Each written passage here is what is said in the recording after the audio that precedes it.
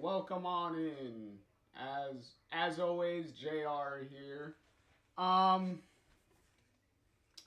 this is as you can probably tell by the title of this video. I was not planning to do this, but this news has been catching wildfire all over the place, and I just had to discuss this with all of you with my cuz it's appropriate because this whole channel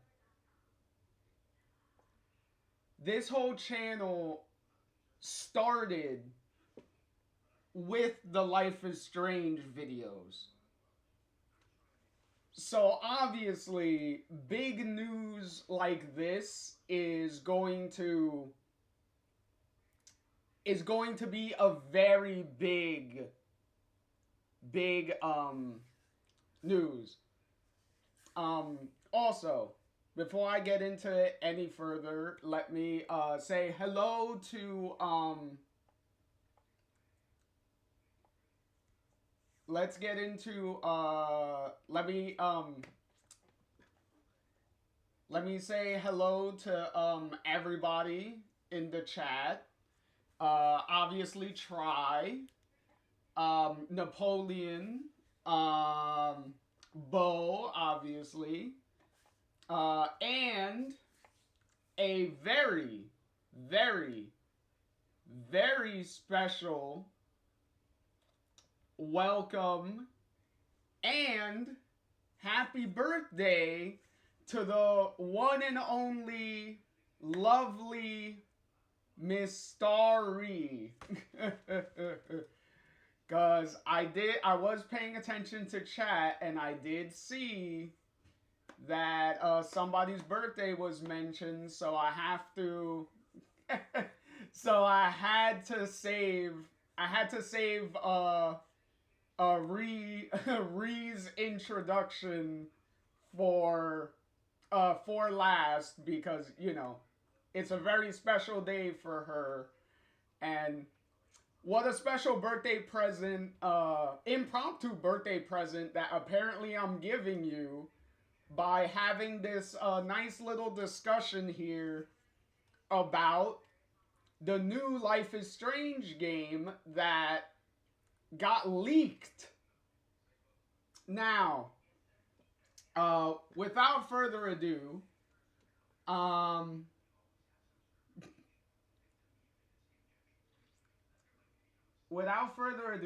oh, you're 20. Great. That is good. You have gone past your teenage years. I remember those years, and those years was very complicated. They were fun and they were crazy, and that's a totally different discussion for another video.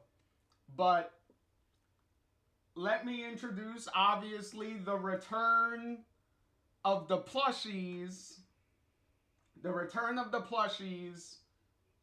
Miss no, we'll go with Miss Rachel Amber here. Miss Max Caulfield, and then obviously the one, the only Miss Chloe Price. So so this leak was discovered on the Peggy rating website. So, for those of you who don't know, Peggy is the video game. No problem, Rian. No problem, Ree. Hopefully you're able to get everything you can get from your groceries and stuff. So, Uh, but uh, but yeah, if for those of you who don't know, PEGI is the European video game ratings board.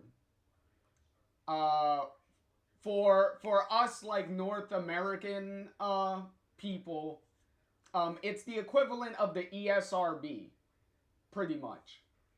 And these rating boards do have official websites where you can see the ratings of games and the reasons why the games were given like the ratings and stuff that they are.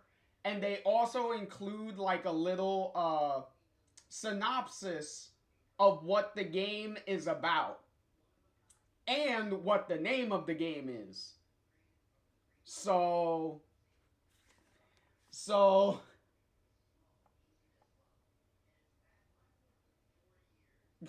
yeah, exactly.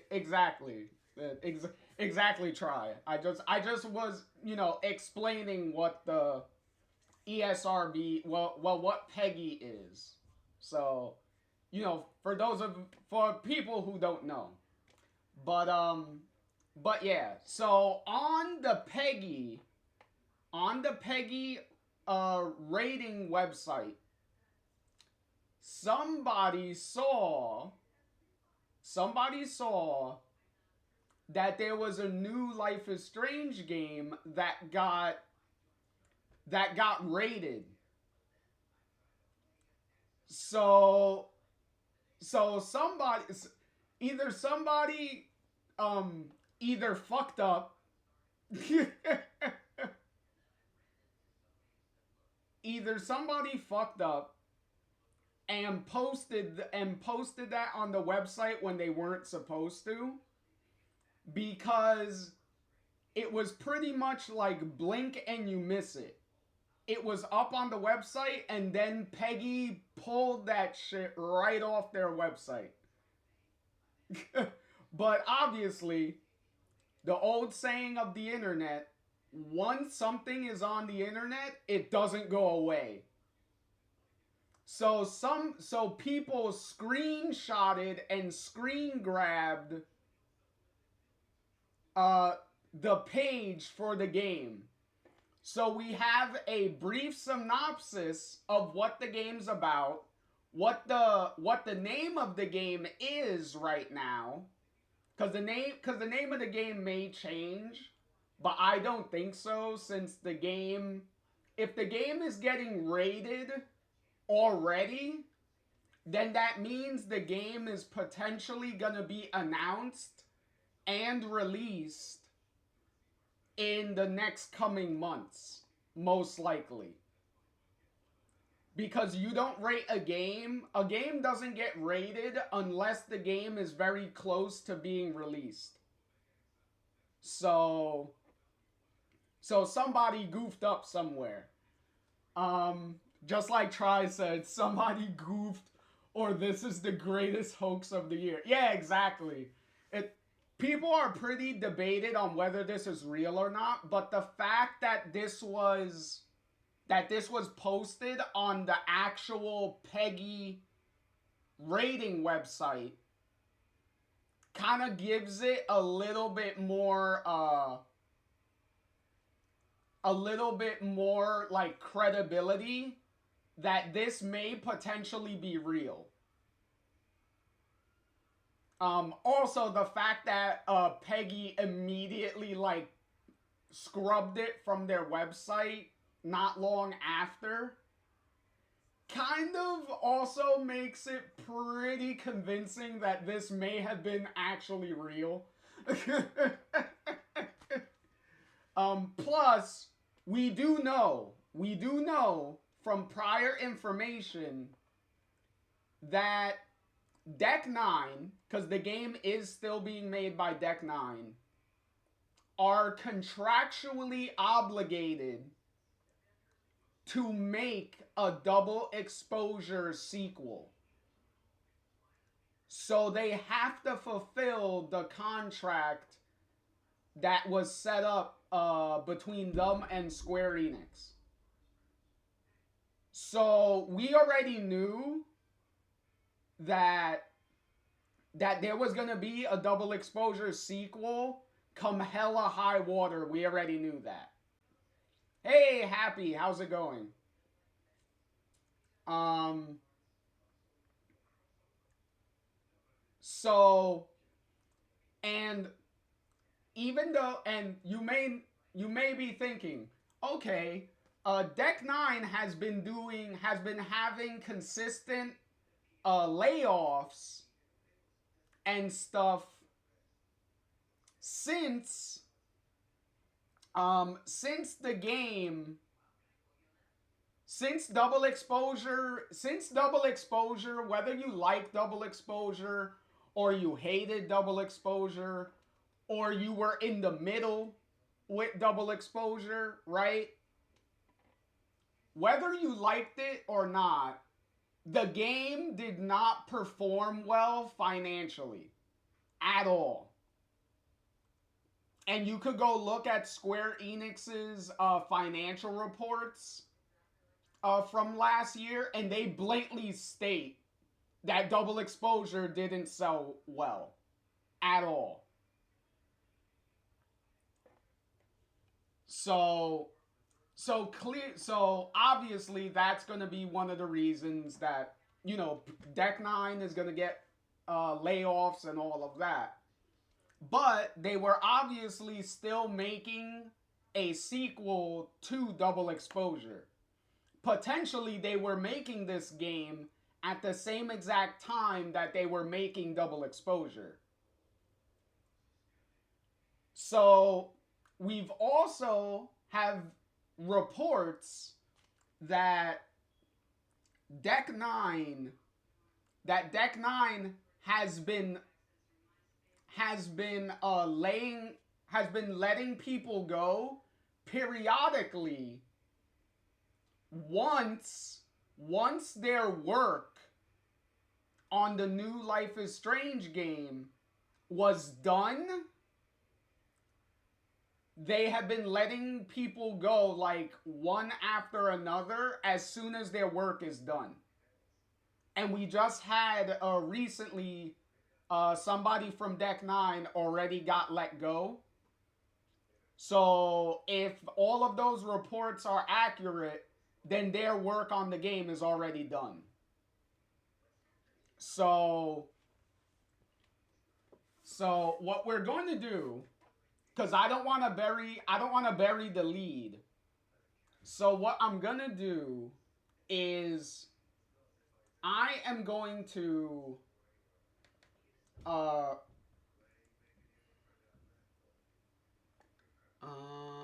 let me see.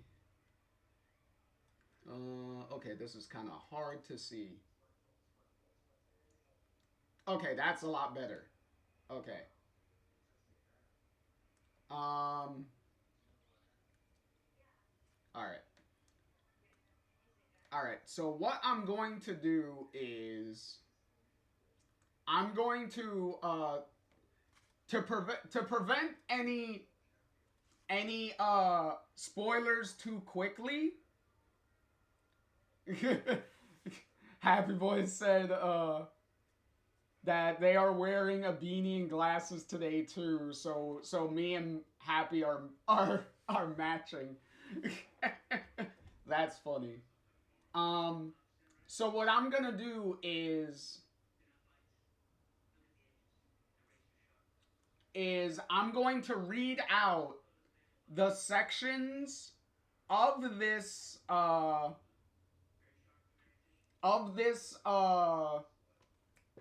breakdown of the rating and everything that Peggy had, and then I'm going to finish it with the synopsis of the story. So I'm gonna save the synopsis of the brief little outline of the story for last.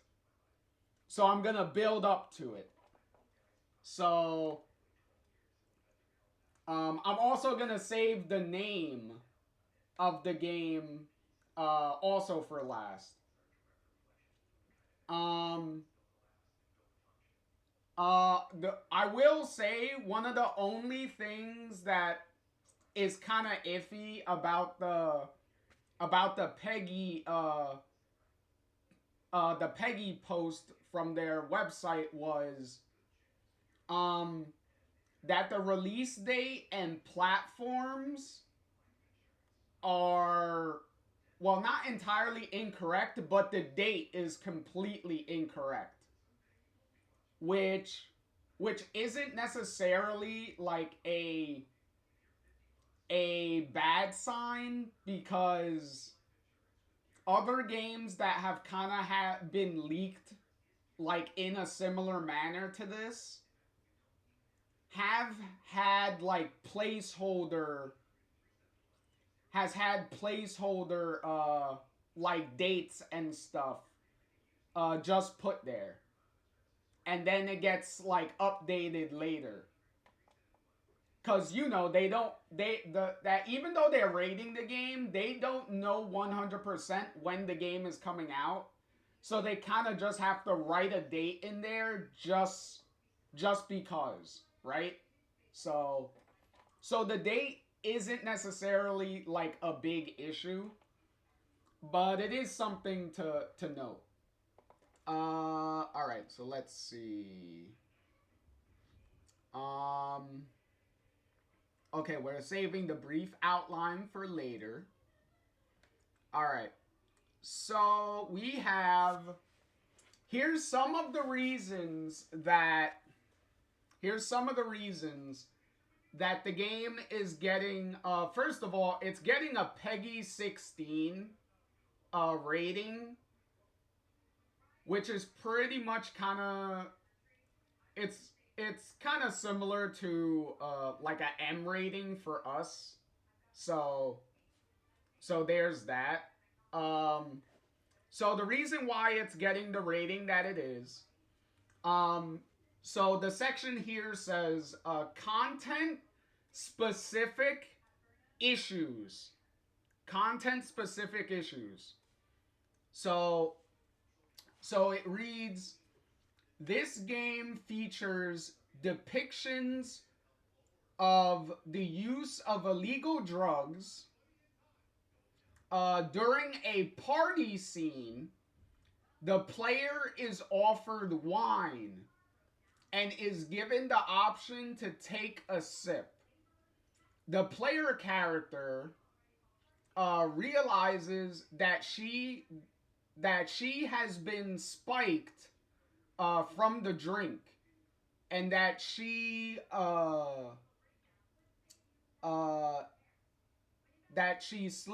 sipped on, and is experiencing hallucinations. Images on screen become distorted, and a scene plays out with the characters seeing strange images.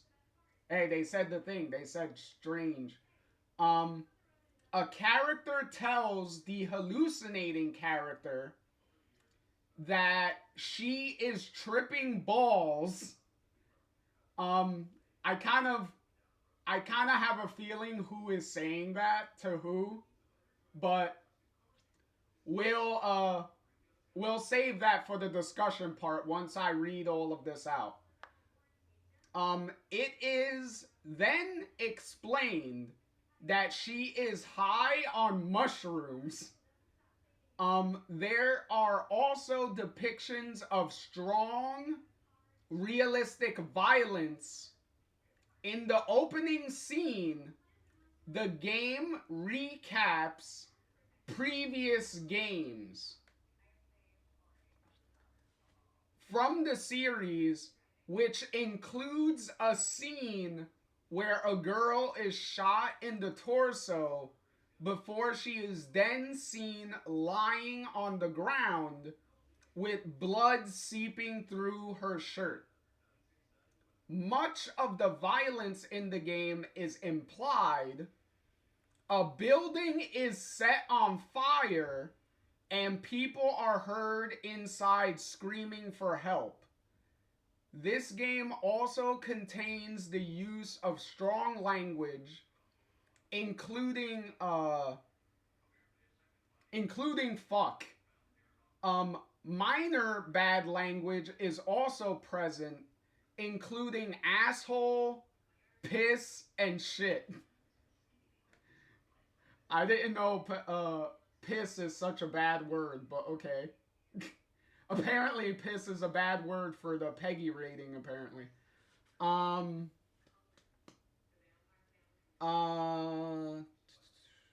Okay. Um. So. Try says they say pee pee and poo poo. And now Happy says, watch your mouth, Dad. Hey, if I'm supposed to be the dad, you're the one that's supposed to be watching your mouth. um, okay, so the next section here says other issues. Other issues. Um, this game offers players the opportunity to purchase in-game items in the form of new outfits, a digital deluxe upgrade, which some parents and carers may want to be aware of. Parents, carers, and other responsible adults should check to see what is being offered before making any purchase on behalf of a child. It should be noted that the game can still be played without the need to purchase such items. Now here's some of the important parts. There are images in the game which may be scary to younger players, including scenes of dead bodies with no blood or injury detail and human skeletons. Some sexual innuendo is found in the game. When the player goes to a party, another character tells them that someone didn't show up as their girlfriend, quote, their girlfriend thought this was an orgy. Suicide is referenced in the game frequently, but no depictions are shown. Okay. So, that is a lot. That is some very specific points that are being made.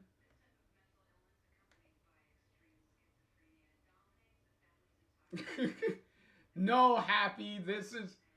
Happy says, wait, this isn't an orgy? No, it is not. Um...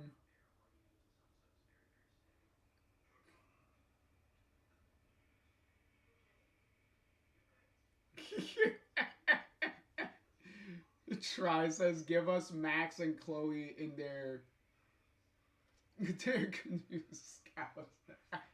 Hold on a minute. So,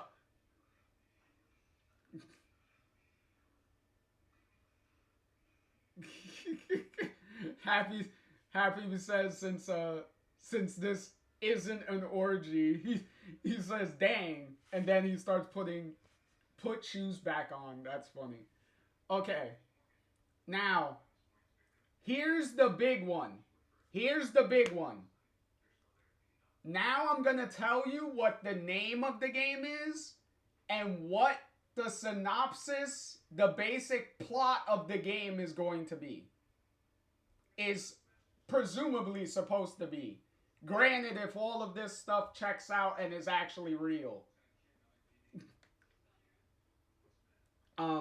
Okay. So, the name of this Life is Strange game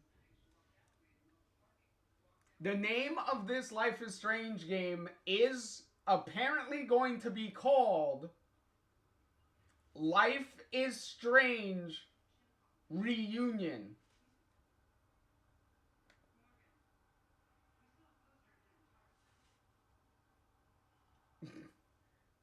So right off the bat, the name of the game is Life is Strange Reunion.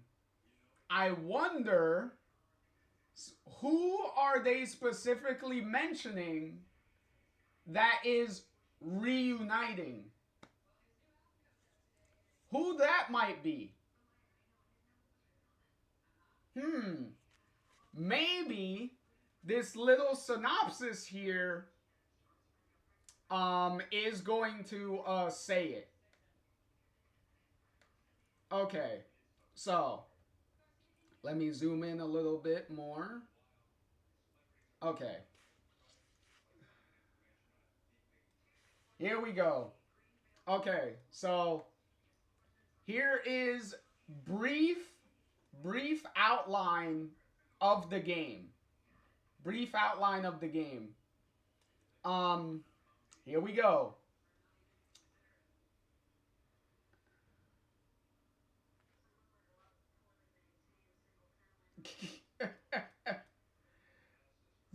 Happy. I can't wait for Life is Strange 16. Will it fit if I force it?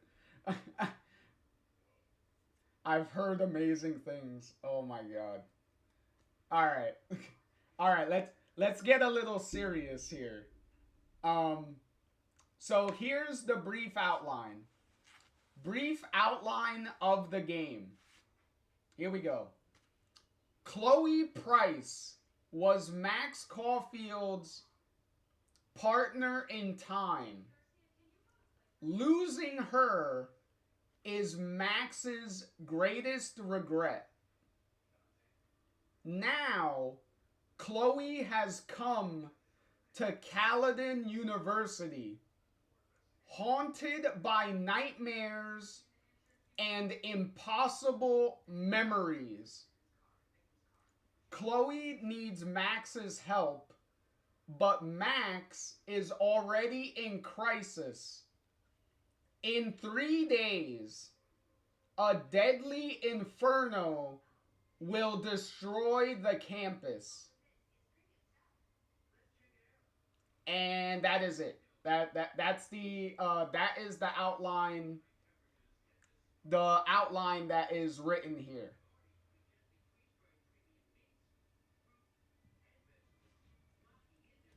So,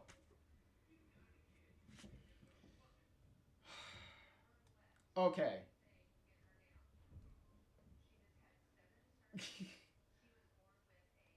All right. So before we start discussing, let me show you.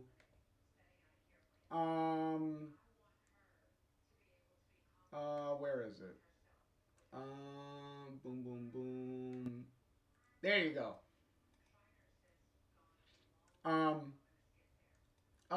So if you can see this, this is the Peggy description that was on their website and then got taken down. This is it. So what I just read is what's written here. So I don't know if you can read it. I don't know if it's big enough for you to read the whole thing for yourself, but this is pretty much what I read. What I just read to you.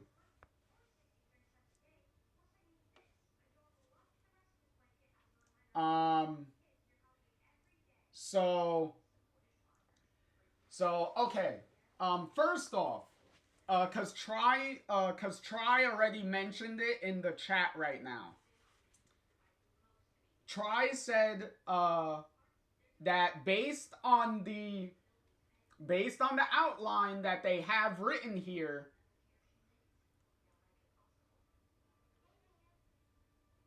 like Well, obviously, the Life is Strange game. Well, the Life is Strange games at this point are made by Deck Nine, and Deck Nine is an American game developer. So technically, these games are American. But obviously, the games are going to be released like worldwide. So obviously, these games have to get rated by all of the different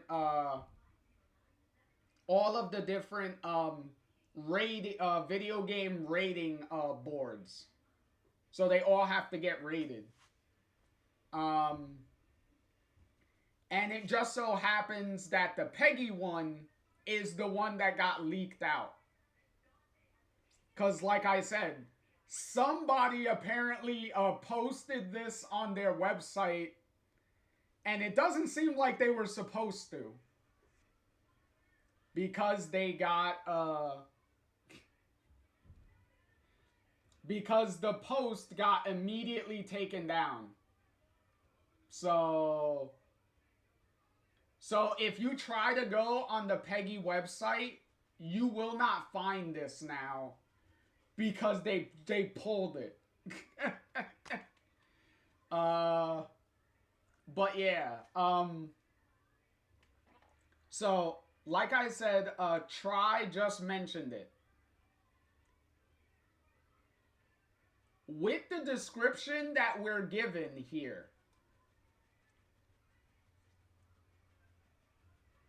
does this mean that Deck 9 is actually doing what they should have done, in my opinion, what they should have done in Double Exposure?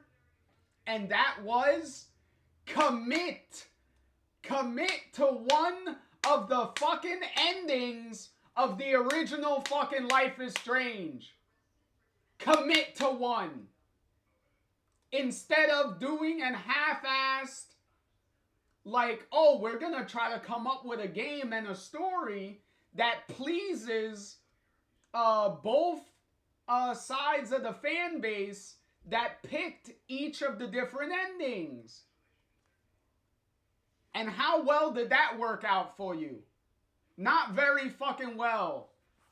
Because your story had to bend over backwards to try for their story to try to make sense to fit both of the fucking endings from the original fucking game.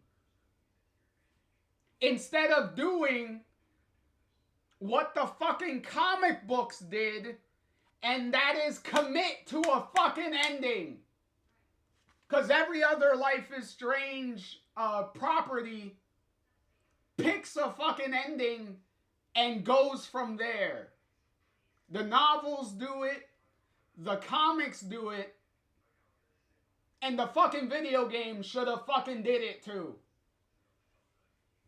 Instead of playing fucking indecisiveness, and then you come up with a game that doesn't really please either side of the fan base, and you get a commercial financial disappointment that you fucking got.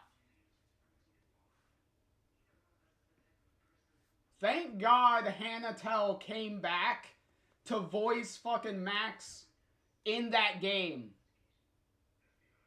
Because I will guarantee, look, I guarantee if Hannah Tell did not come back and voice Max in Double Exposure, that game, Double Exposure, would have had pretty much zero chance of making any sort of money. And she carried that game on her back and was one of the only things that was keeping that game from drowning.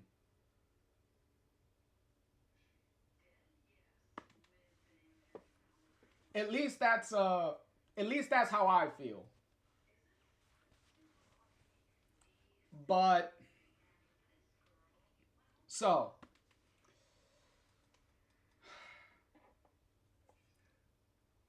So if this is what the story is, if this is the basic setup of what the story is gonna be, and they're actually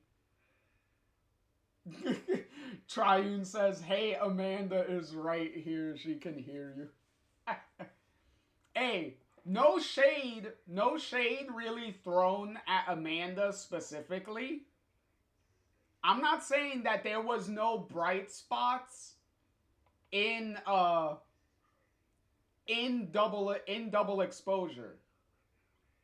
But for me, it was pretty much trying to find the small little diamonds in a giant mountain of shit.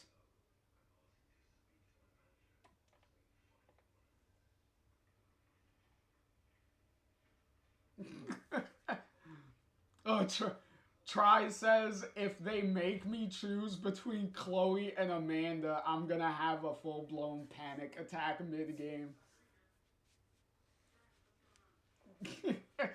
Yeah.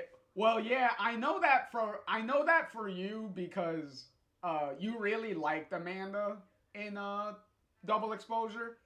Granted, I liked Amanda too, but you know, there's no competition if you're gonna put up Amanda against Chloe here. Then I'm pretty sure Amanda is gonna be doing the job. Is gonna be jobbing out to Chloe 9 times out of 10 with a lot of the fan base. I will say that. If I know the fan base as well as I do, Amanda would stand no chance. As fun and as great as Amanda is, that is some serious, like, lopsided competition there. But yeah, so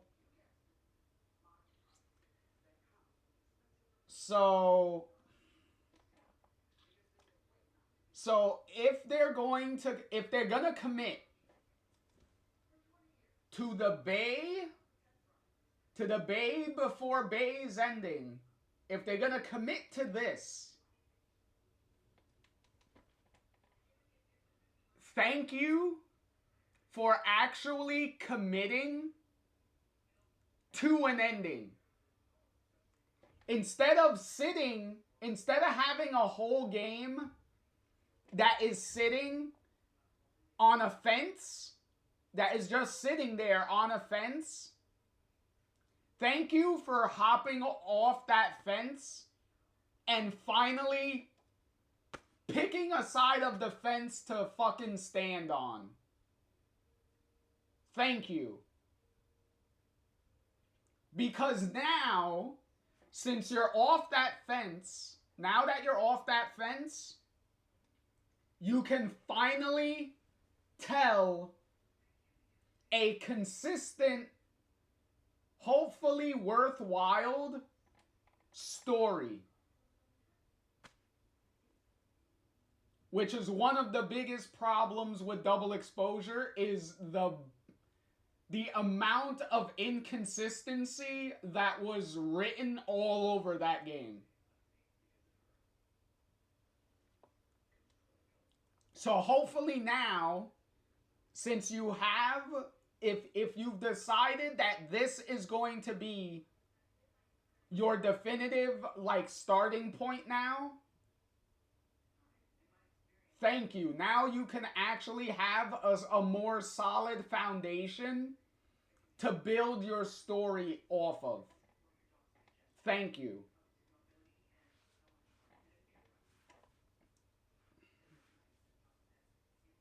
And I would say that regardless of whether they're going with, regardless of whether they were gonna go with the Chloe ending or the Arcadia Bay ending. I just wanted them to pick a side.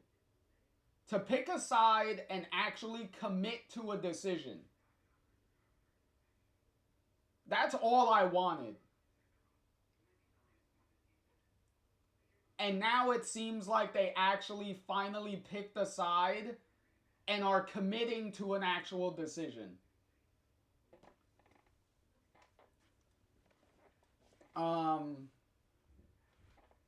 So, now, here's the thing.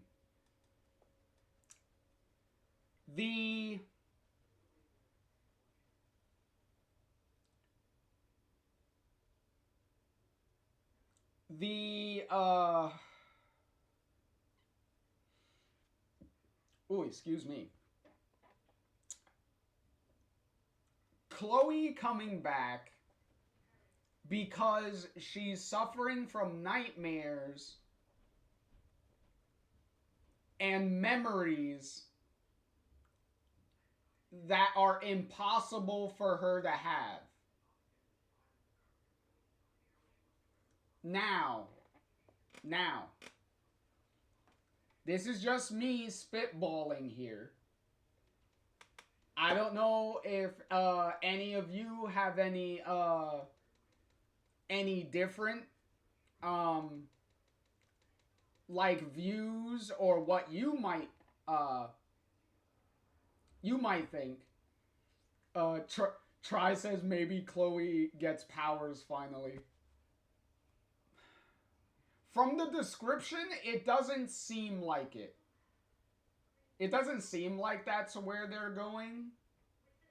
But it's a very short, like, basic, like, it's pretty much just the basic setup of the game. But it doesn't seem like they're going that route. For all we know, they might. I don't know if they actually give Chloe powers. I don't know how I would feel about it. Because for me, it's gonna depend. It's gonna depend on if they do give her powers. It's gonna depend on what those powers are. How they explain her getting the powers, like how they execute that, how they show it, and then how they use the power within the story. So it's one of those things that at face value on face value it could be a bad thing at this point. But I usually, I try my very best to like keep an open mind. So it's like, okay, I have to see how you execute this idea before I can fully commit to making a decision on whether I like this or I don't like this. I have to see how you execute this idea. But I don't know. And Triune Try already is getting ahead of exactly what I was already thinking. Because Try says maybe Chloe was the one who could see other universes, or starts to become a universe walker because of her time with Max.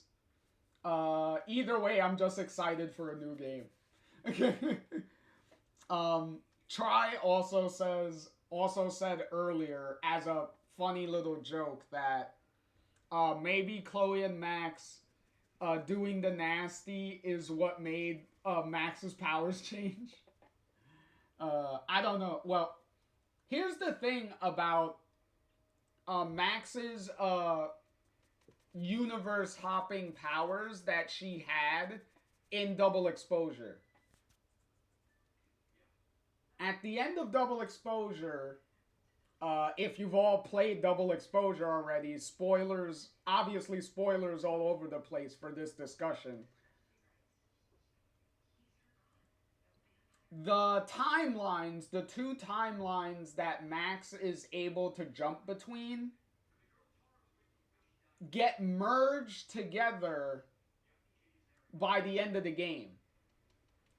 And with the timelines being merged, Max loses the ability to jump between the timelines. And that's not just speculation. Max herself within the game literally tells you that. Like, she has an inner monologue that literally tells you that ever since the timeline, like the timelines merged, she can't use her timeline jumping ability. Which would kind of make sense if the ability is entirely connected to those two timelines specifically. Since those timelines are now one and the same, then obviously that would nullify Max's power to begin with. So that does make sense, and that does check out. So,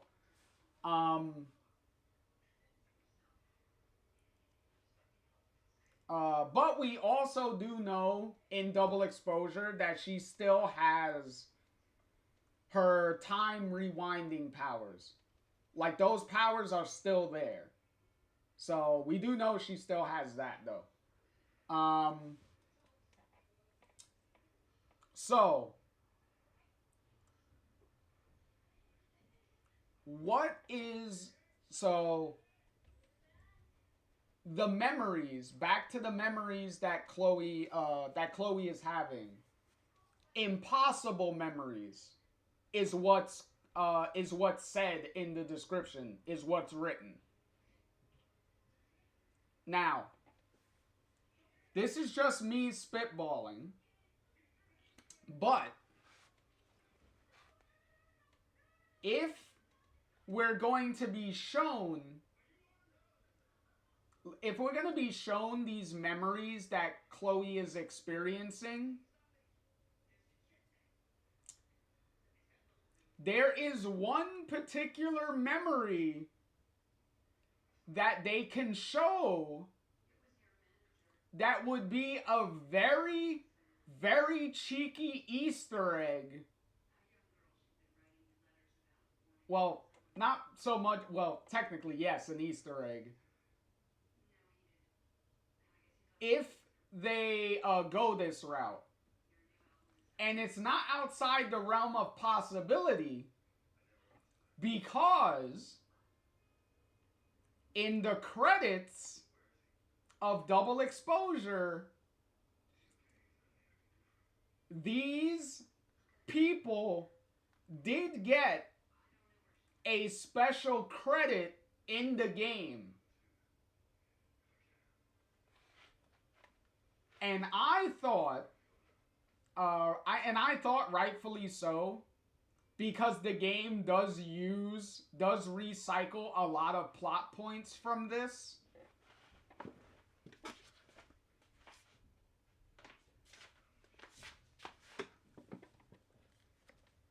What if one of the big impossible memories that Chloe is experiencing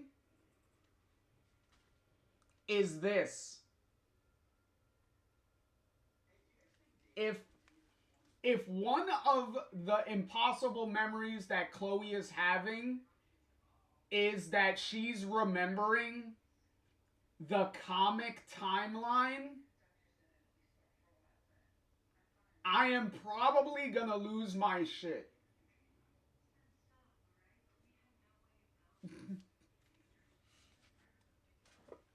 which which would also which would also explain which would also explain why Emma and Claudia, why the writer and the artist, the main artist of the comic series, why did they get a very specific credit in Double Exposure? Besides the fact that Double Exposure recycles a lot of concepts and certain plot points from the comic books themselves. So it seems like from this description that maybe the reason that Emma and Claudia and whatnot got credited in Double Exposure may be because that the comics were going to play a major role in the sequel to Double Exposure, which from this writing here is going to be called Reunion. So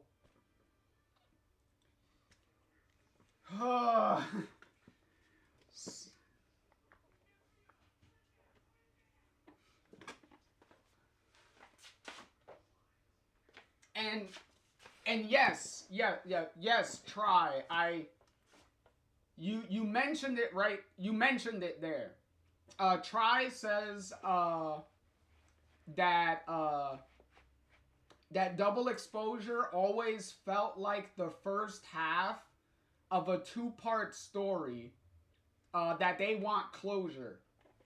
Yes, that is also one of the biggest problems that I also had with Double Exposure was they clearly had as I said, they had a contract with Square Enix to make 2 games.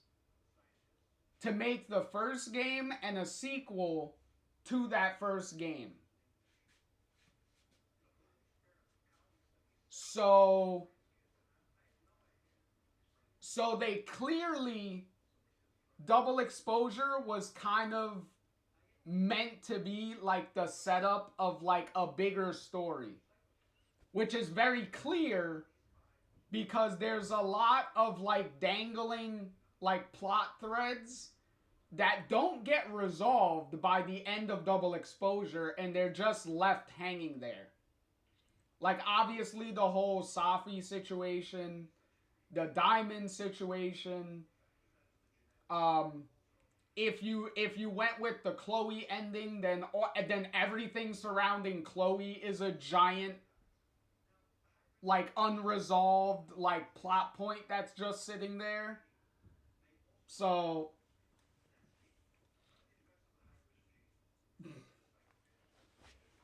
uh,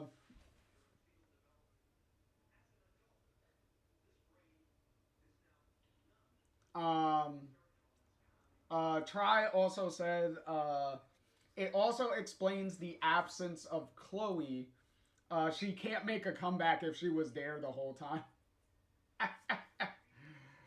Yeah, I know. Hence the reunion name, right? Um, and then we have, what is it? Try also says, hell, I will even pay for the Ultimate Edition if they give me back my cat Miso. If look, obviously the Ultimate Edition of Double Exposure was a ridiculously stupid thing for them to do. Especially paying all of that extra money for cat content that is only like 15 minutes of additional content anyway. So you're paying like what? Like 20 or 30 like extra dollars when the game came out for 15-minute cat content, a couple of costumes, and being able to play the first 2 chapters of the game 2 weeks before the full game came out. Which was the biggest selling point of Double Exposure, the Ultimate Edition, was being able to play the first 2 chapters 2 weeks before the main game came out. So, and Square Enix was overpricing the shit out of that, because they really wanted to milk the Life is Strange fan base for all they were worth on that.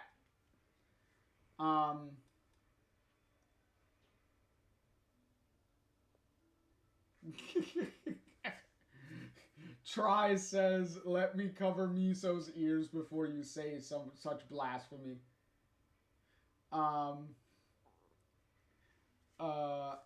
And that the cat content, we also got some kitty outfits. Try's like, I'm just saying I would happily pay the cat tax. I'll do it again. And I'll do it again. But yeah, the problem is it's not really like, it's not a practice that I would like encourage people to like support.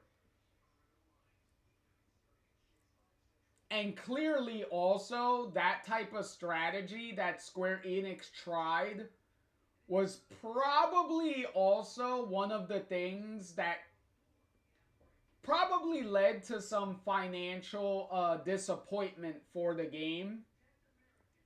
Because at face value, the pricing of the game, like how they handled like the Ultimate Edition and all the different versions of the game, already that alienated a lot of people.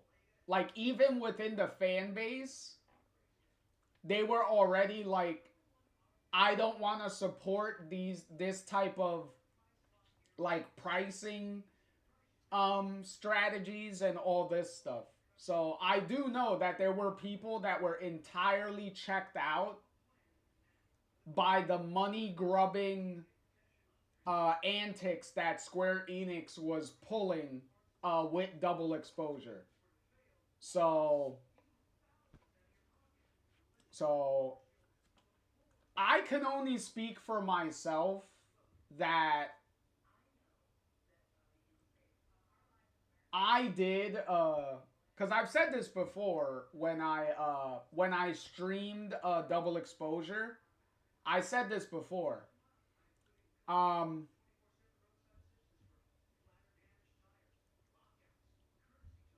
I bought the Ultimate Edition of this game.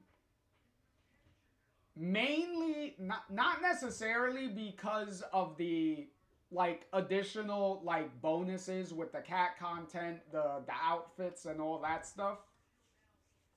All that stuff is a nice bonus, but the main reason I did it is because of that playing the first 2 chapters 2 weeks before the full game came out.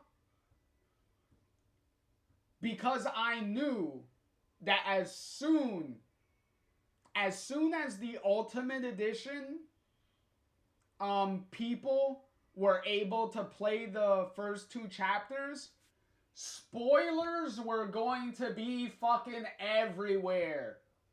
Everywhere. And I was not in the mood at the time to play a Matrix bullet time, dodging all of the fucking spoilers everywhere I turn. So I was not in the mood to do all that. So I was like, I don't want to pay this extra money.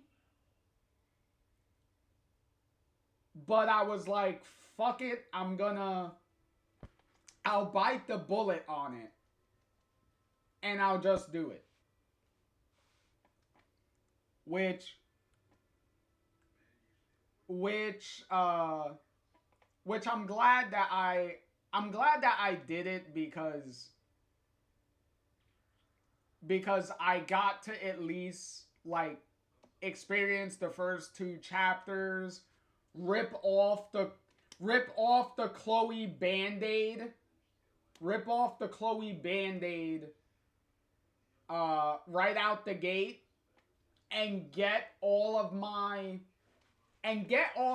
initial like anger and stuff, to get that all out.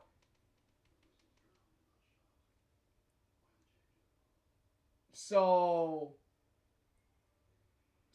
it was kind of a blessing in disguise that I did pay for the thing, because I had 2 weeks to wait for the rest of the game so I could let the initial like disappointment and anger with how Chloe was handled to settle in and let me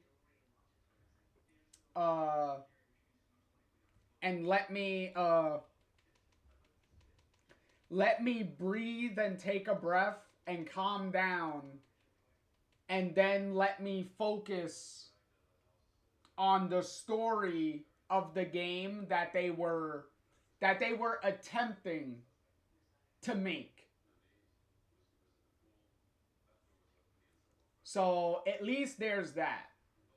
Because I guarantee you, if the whole game came out, I would be so distracted throughout the whole game with how they treated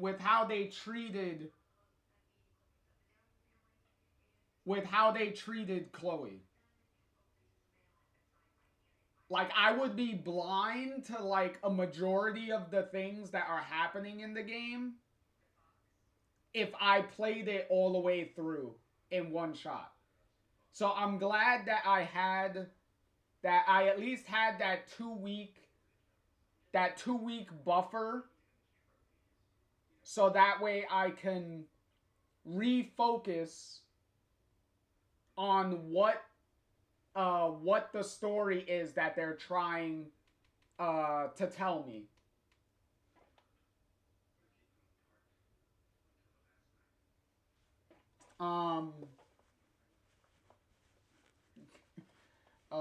Let me catch up on what Try is saying here.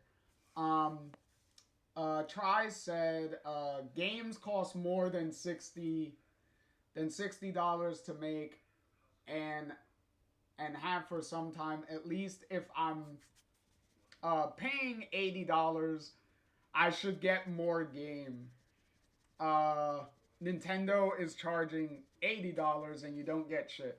Well, a bunch of several games are trying to charge $80 and you get nothing extra in return at all.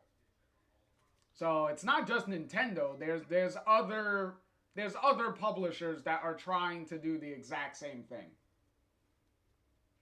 So it's not just a Nintendo thing. Then Try says, imagine waiting to stream Dispatch. I had to avoid the internet for a month. Exactly. Like, I don't wish that on anybody. Especially with something that you're like really excited about, and you know as soon as it comes out spoilers are going to be all over the place, and then you have to spend all the extra effort to try to avoid it all. And like you said, you had to do that for a month. Like I didn't even want to put myself in that situation. I was like, fuck it, I'll bite the financial bullet on it just so I could avoid having to be spoiled by anything. Um Try also said they didn't play double exposure for a year, and they just wanted Kitty. Well, lucky for you, by the time you bought double exposure was already like on severe discounts with everything the ultimate well, technically, the Ultimate Edition doesn't exist anymore. Now it's just the Deluxe Edition. And the Deluxe Edition just comes with pretty much everything the Ultimate Edition came with. Obviously, minus the 2-week early access thing of the first 2 chapters. So you were able to get it for a much cheaper price than I certainly did on day one. So that definitely worked out financially for you, that you were able to save a pretty good amount of money than I did.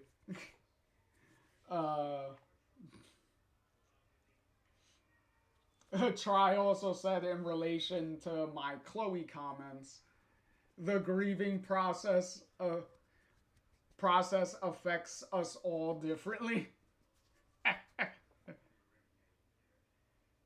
And then in relation to double exposure clearly being a part 1 to something, that as we've seen, it's just the first half of a bigger picture. Exactly. That wasn't any more clear with the amount of cliffhangers that they left the game on. Like, you could count like a bunch of different cliffhangers by the end of double exposure that they just left there. Like, obviously the Chloe thing with Max telling Moses, because Moses tells Max that, like, hey, what about Chloe? Are you done like hiding from her, running away from her type of thing? And Max says like yeah, but you know, I'm gonna like talk to her or whatnot, like a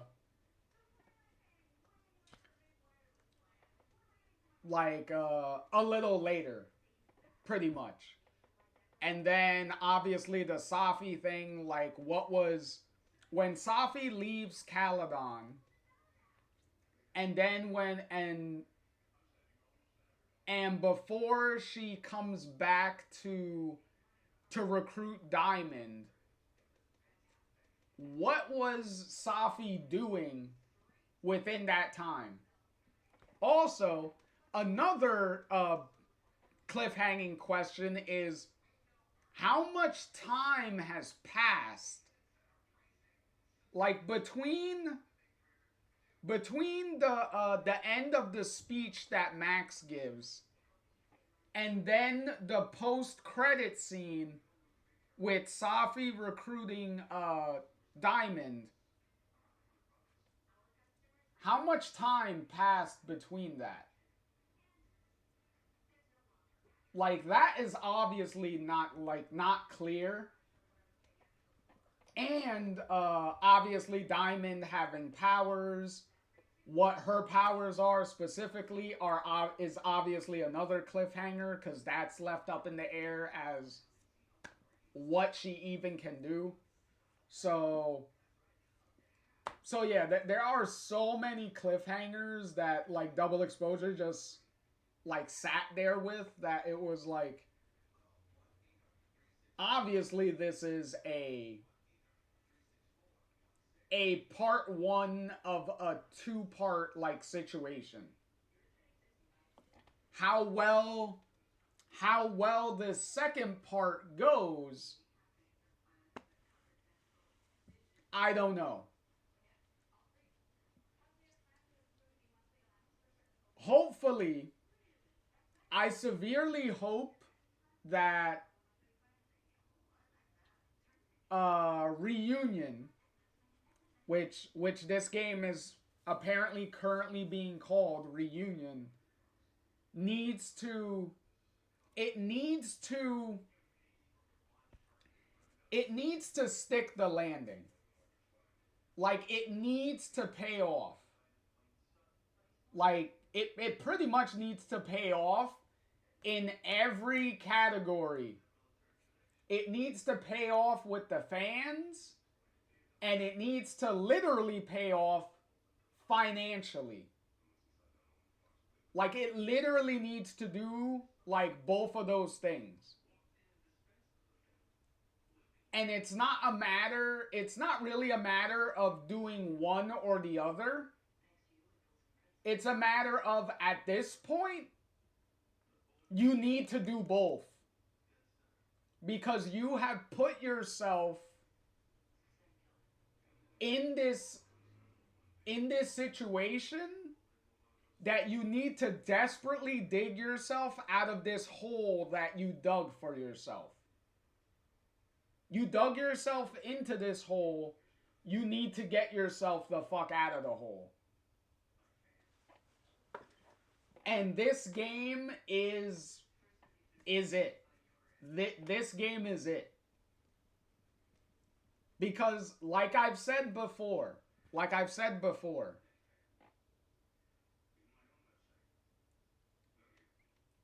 this game is the make or break, the do or die, potentially, for the entire Life is Strange franchise. Because at this point, if this game doesn't do well at all, and specifically at this point, I don't even think Square Enix is gonna call this game a success if it just does well. This game needs to exceed expectations. Like, at this point, it needs to exceed like Square Enix's expectations and really surprise the shit out of them. At this point. Because if this game does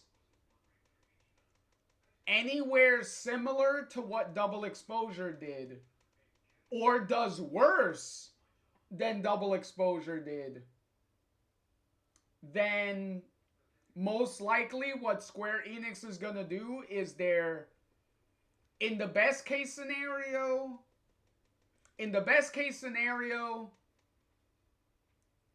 maybe Square Enix will sell it to maybe like a better developer or a better publisher that may be able to course correct some stuff, maybe. But in the worst case scenario, Square Enix will keep the IP. They keep it, and then they just do nothing with it. They'll just put the franchise on ice, and we will see nothing new from the franchise at all. Until probably like maybe 10, 20 years later. And then maybe Square Enix will dust it off and do something with it. Because that is the situation that Square Enix has put this entire franchise in. So potentially Square Enix has dug their own grave as far as the Life is Strange franchise goes. Hopefully I'm wrong. I severely hope I am wrong and this game exceeds all expectations and is ridiculously like great and awesome and everything I could potentially hope for. I'm not saying that the game will probably give me everything I want, but I want to come out of this game satisfied. Like completely satisfied overall with what I played. Like that's what I want at the very least out of this game.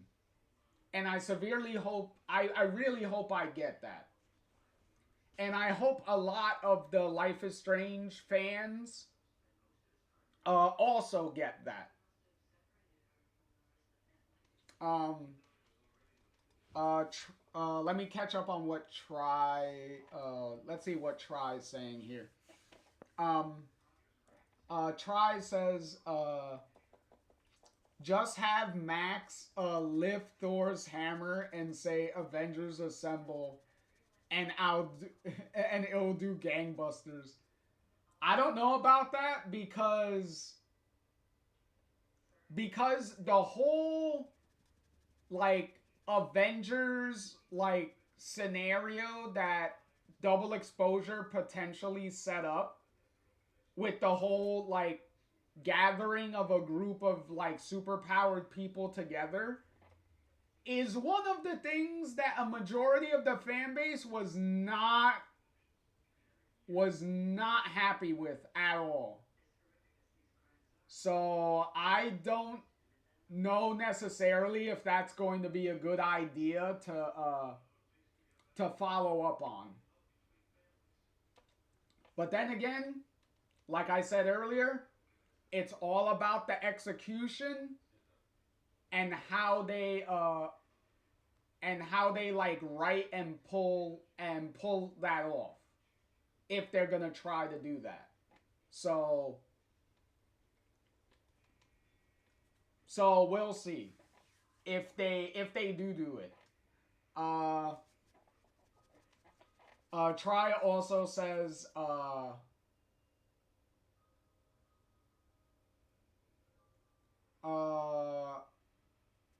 I would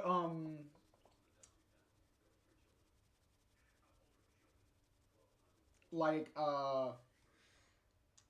Try says earlier when I made the comment of if this game does horribly that Square Enix may like sell it, sell the Life is Strange franchise. Try says sell it to Don't Nod. Here's the thing with Don't Nod. Here's the thing with Don't Nod. Don't Nod is not in the financial stability themselves.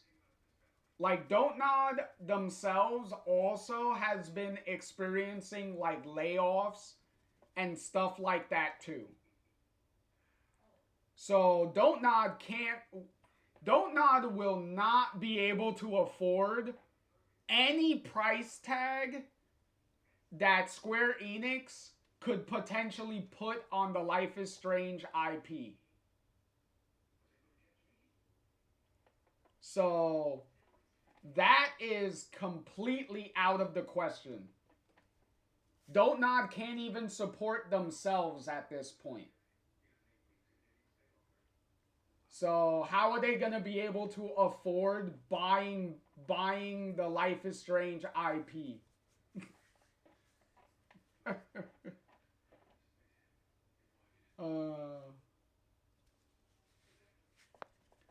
And And then to follow up that statement, Try says only Max and Rachel can afford the price tag. Am I right?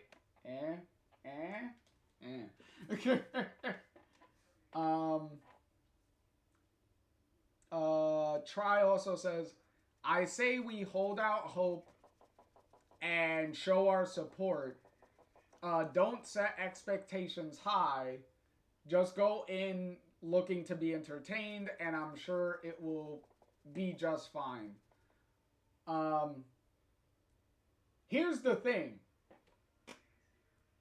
As I said, my expectations are pretty realistic.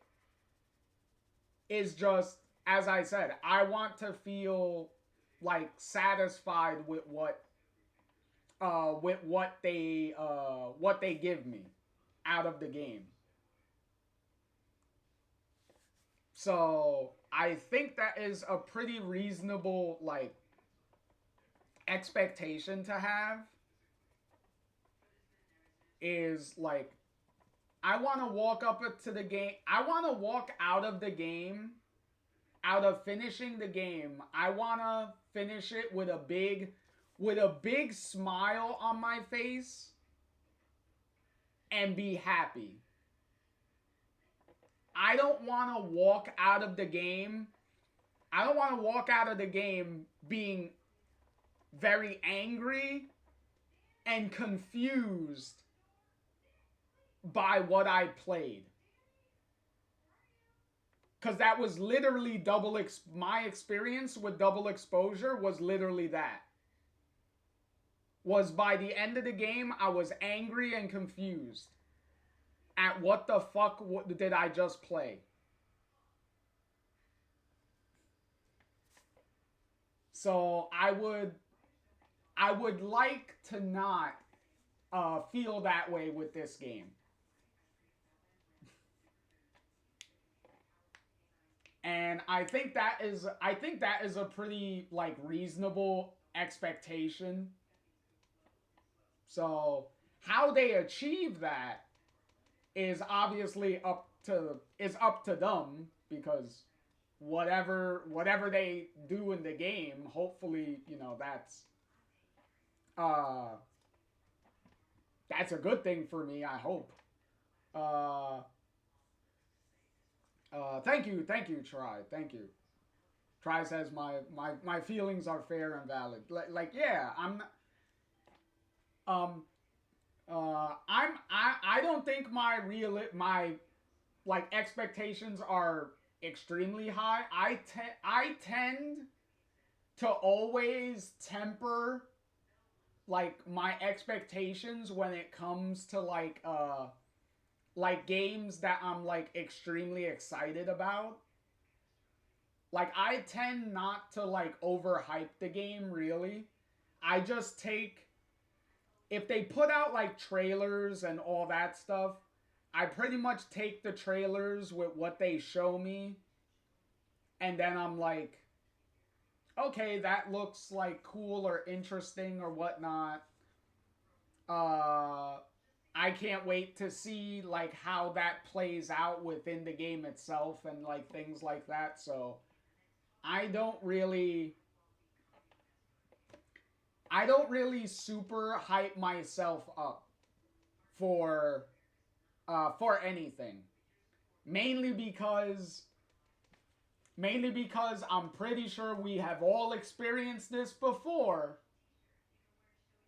When you hype yourself up too much on something, more often than not, you're always gonna leave whatever you were excited about, you're gonna leave it probably disappointed. Because you built it up and set your expectations so high that it pretty much made it impossible for them to meet those expectations no matter what they do. So it's always one of those things that you have to be cautious of how high you set yourself up with your expectations. Um, let's see. Let's see. Try. Let me catch up on chat here. Try said earlier. Well, a majority of the fan base is entitled to their opinion, and those opinions are entitled to be wrong. I'm here. Oop, hold on. Oh, there we go. I'm as I was saying, I'm here for the Max versus Safi storyline. But I know I'm in the minority. Here's the thing with the Max versus Safi story. We don't know 100% if it's even gonna be a Max versus Safi story. For all we know, they could go with. For all we know, they could go with the Max and Safi being on the same side, type of thing.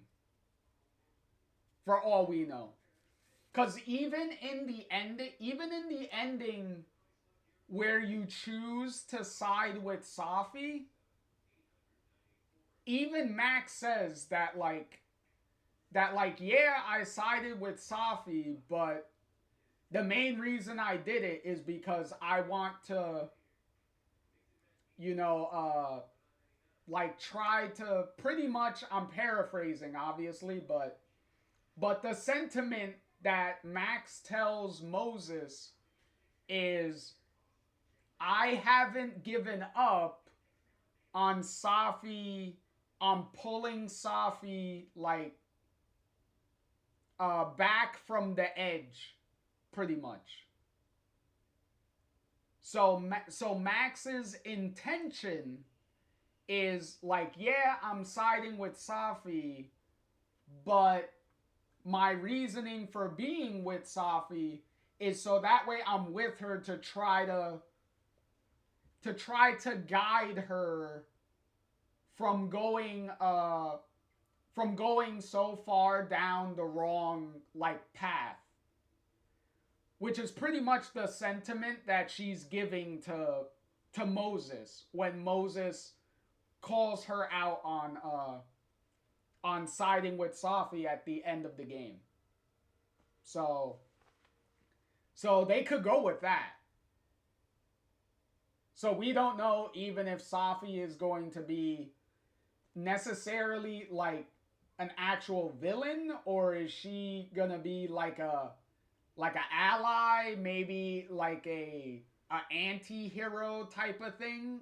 We don't know, because they set up Safi to go in various different directions. So what direction they take with her is kind of up in the air on what they even do.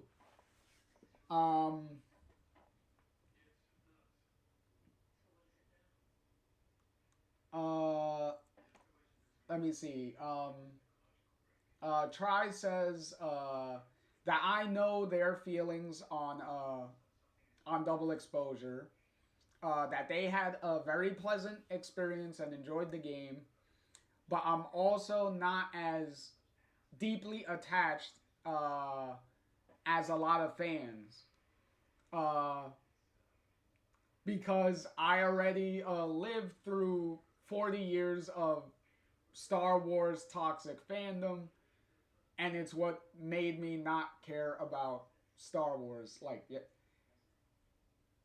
I've never, full disclosure, I've never been the biggest Star Wars fan. I'm more of a casual Star Wars fan. I've seen all the classic movies. All the classic movies I've seen. Episode 1 to 6, I've seen all of those. The newer ones, the Disney, all the Disney stuff, the Disney Star Wars stuff, I never cared enough to watch. I've seen clips. I've seen all of the controversial and divisive like moments throughout like all of the Disney Star Wars stuff. I've seen all of that. And I can completely understand why a bunch of the fan base is not happy and like really mad and like stuff like that on how things have been treated. I do know that. Cause I have friends of mine that are like really big Star Wars fans.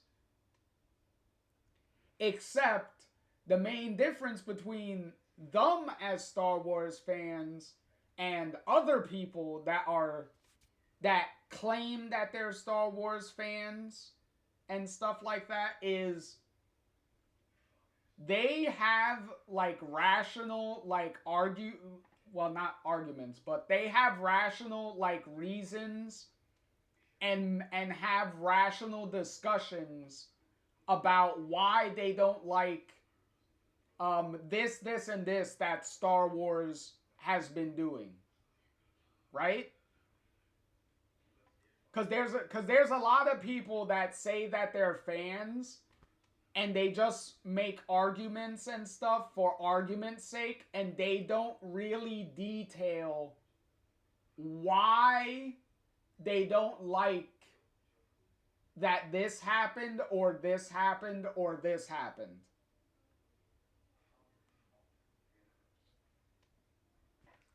Like for me, if if I don't like something and you ask me like why I don't like this and this, I'm going to give you like an actual like reasons as to why. I'm not going to give you the stupid reason of like, oh, I just don't like it. Okay, but why don't you like it? I just don't like it. That's not me. You ask me if I don't like something, I'm going to respectfully explain to you like why. Like most people nowadays don't even do that. Like at all.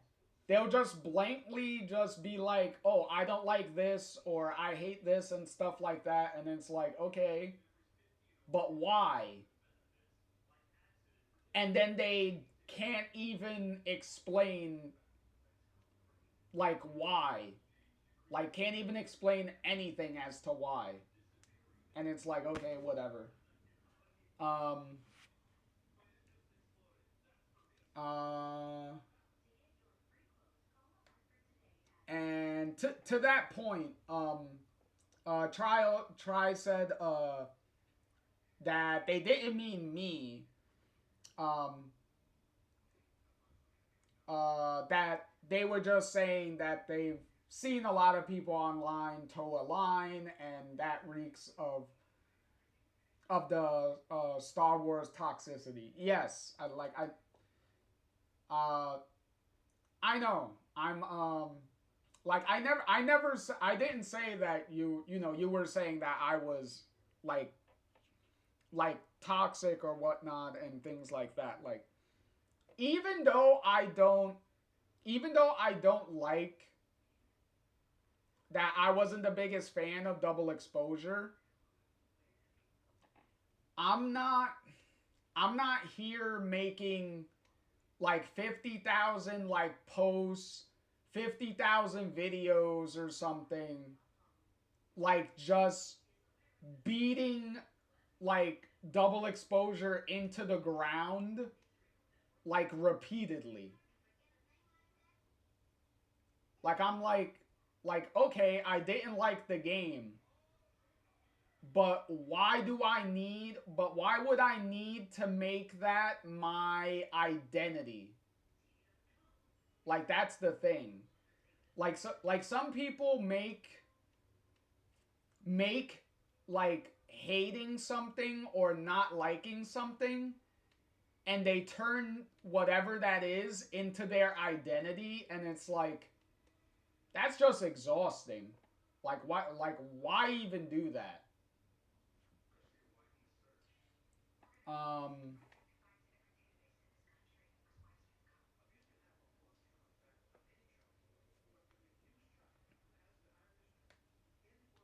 and yeah, try. Uh I know for you, Expedition 33 was one of those things that got severe, one of those games that got like really overhyped for you. Like yeah, I that's also another thing that some people need to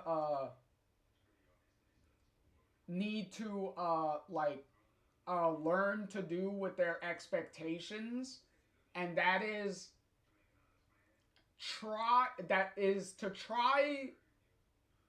try not to be so like severely like influenced by like other people's like expectations.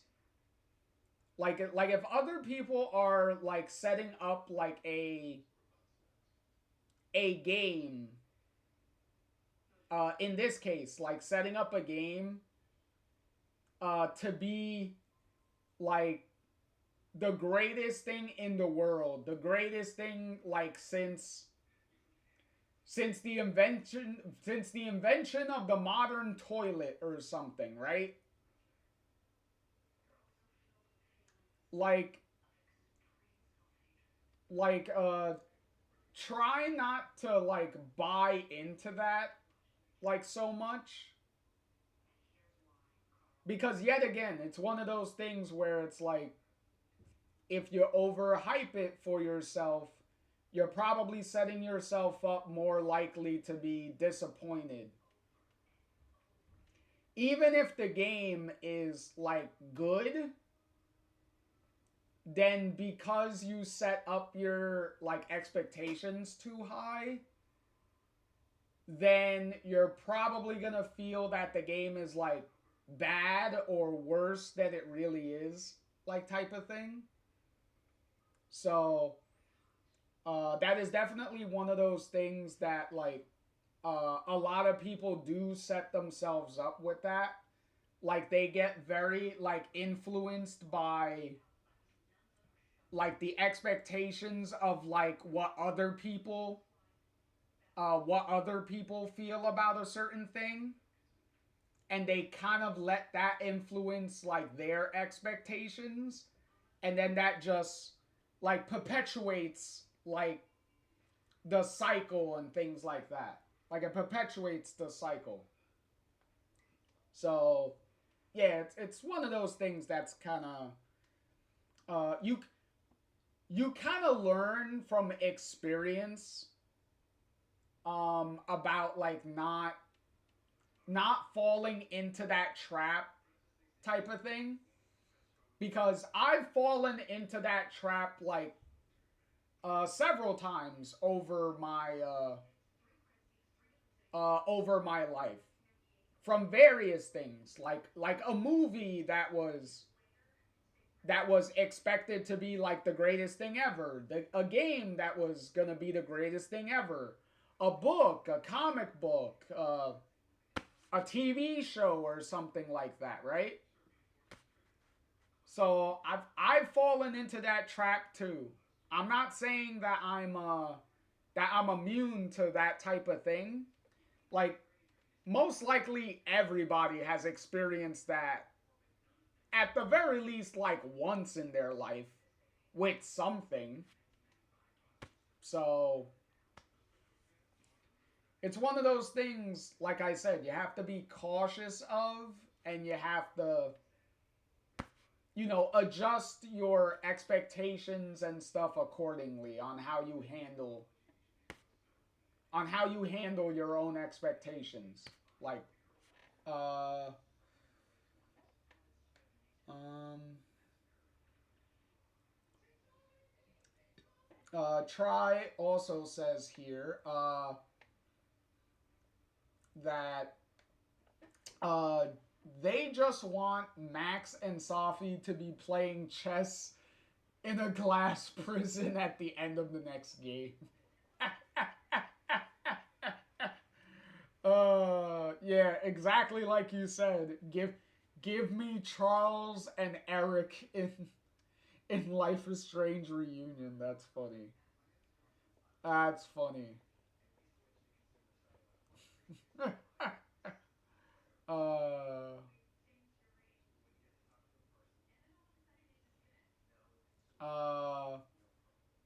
uh, in relation to what I said with the newer Star Wars movies, Try says that they've also had a pleasant experience with the newer films. Um, that they just don't get overly attached to anything. Because it leads to people becoming the reason why I hate working in a hobby shop. Yeah, like, yeah, I get that. Like obviously, I have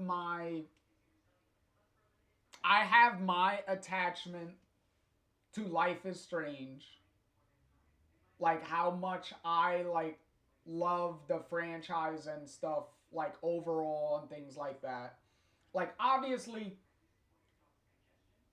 if we're being like realistic about stuff, not every franchise is going to is going to do everything right 100% of the time.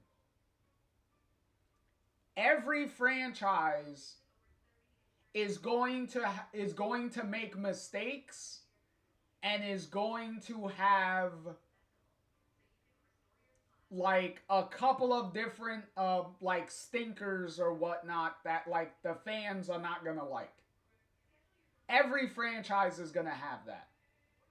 There's a lot of franchises that I love that I can point to several different entries in those franchises that are very divisive and stuff amongst fans, that are not like universally loved or universally hated and things like that. And it's one of those back and forth things.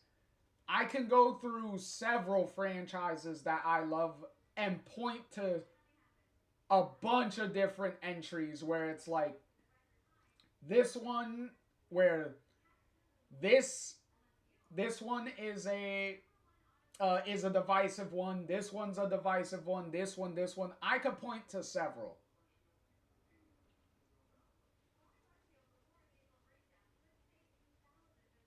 So, like, if you genuinely think that whatever franchise you love does everything right 100% of the time, then I really want to live in the world that you live in, because those are some very unrealistic like opinions. That's what that's pretty much what I'm saying. Like every person that I've come across in every fandom that I've been a part of, they always have at least they always have at least one like thing within that franchise that they don't like. So, You know the old saying, you know what they say, everybody has one. There's always at least one thing within every franchise that somebody is not going to like. There's always at least one. So, like the old saying goes, no one is going to be making home runs every single time. That's unrealistic that you're going to make things that everyone is going to enjoy all the time. That's an unrealistic expectation to have.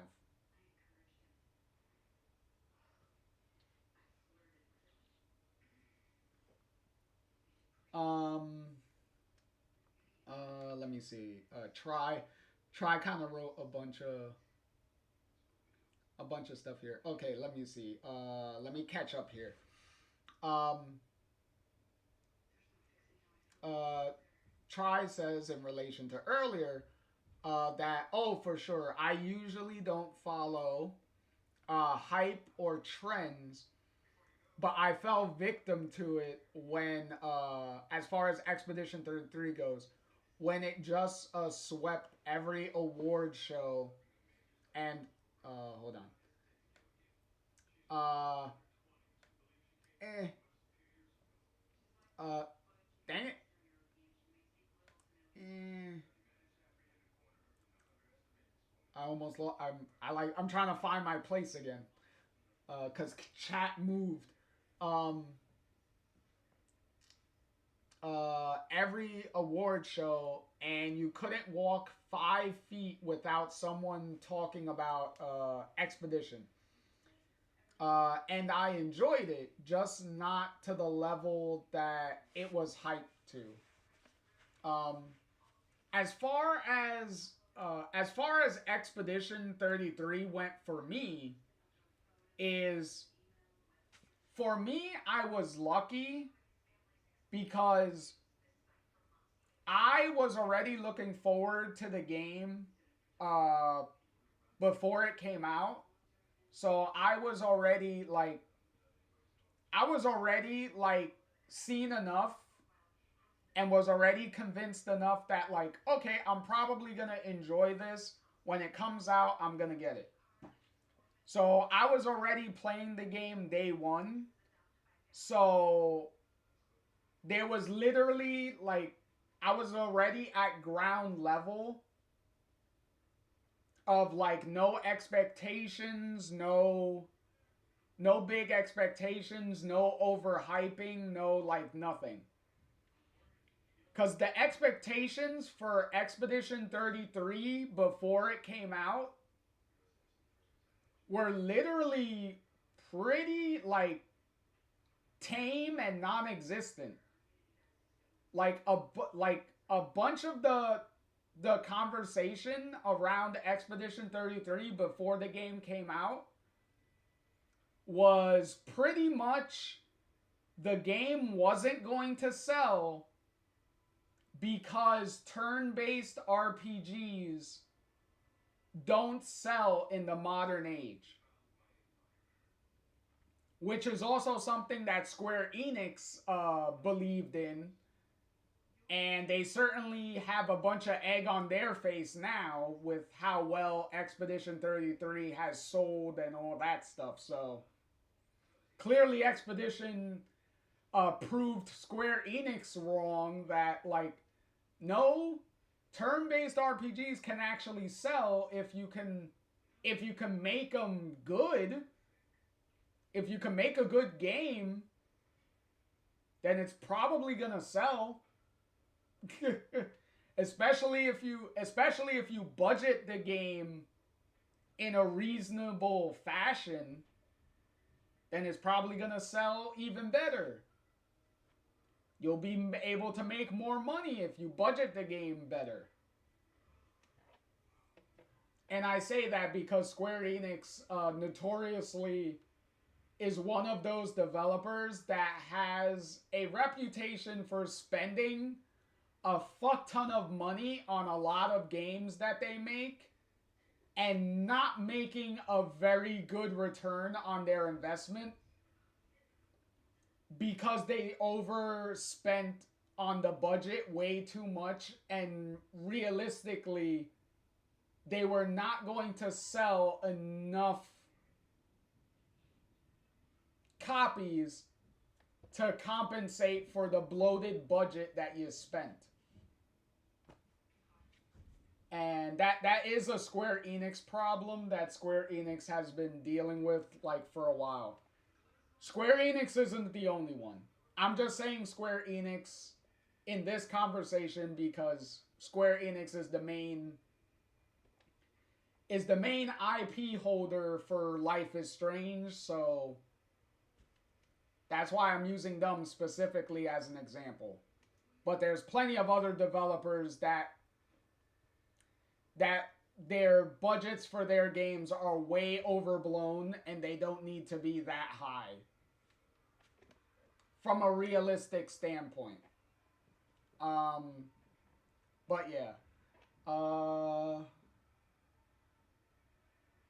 What Try also says, honestly, I think a lot of folks jump on the hype train because they find a place to belong, and people who feel the same as them, and then it reaches a certain point, and they cross into the sunk cost fallacy where they stopped being a fan of a thing, but they've invested so much of their lives and money into it that it feels like a personal attack if something happens that they didn't enjoy.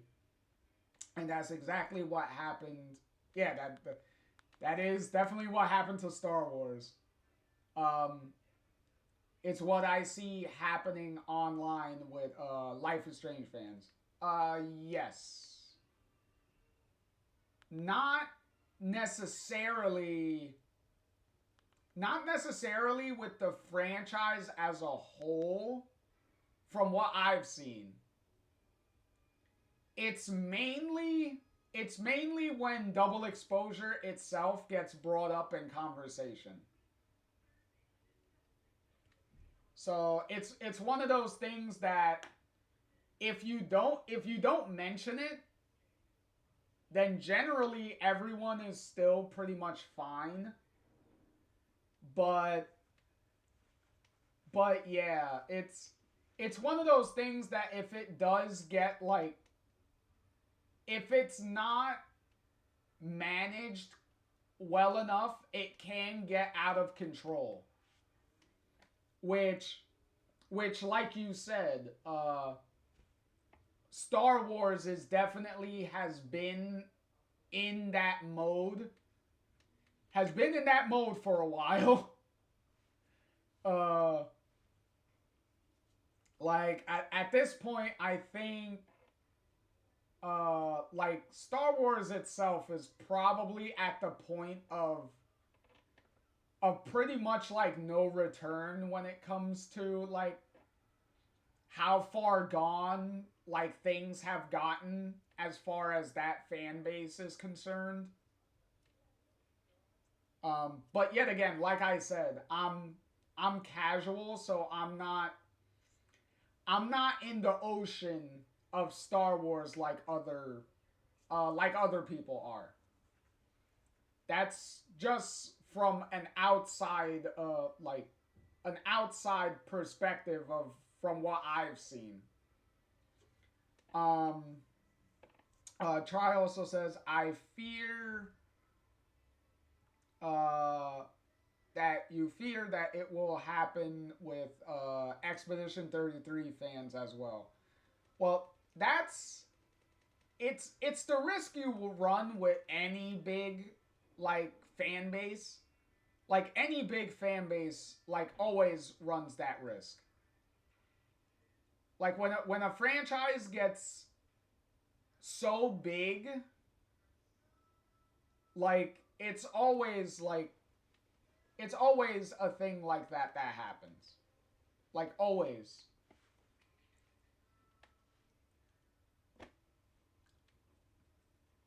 Um, Try says from earlier, it's the risk you take when you keep telling new stories in a universe. Not every story is gonna hit with everyone, and those same ones will hit with people that earlier stories didn't. Exactly. Things what works for one may not necessarily work for the other, and vice versa.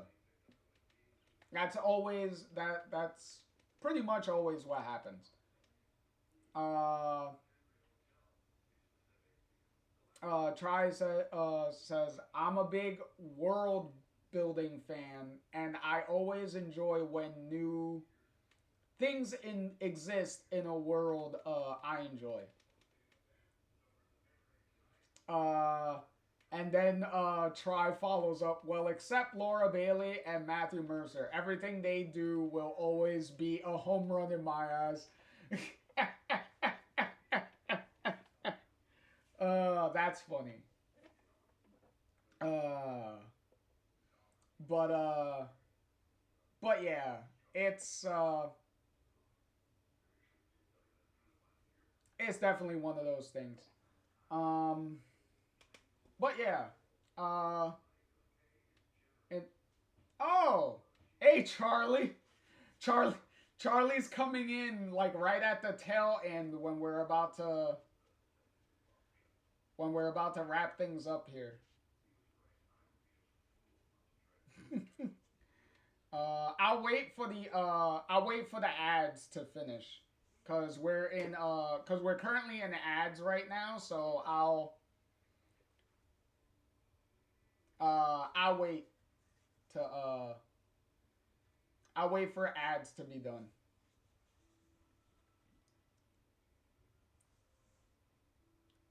But uh, but yeah, it's hard.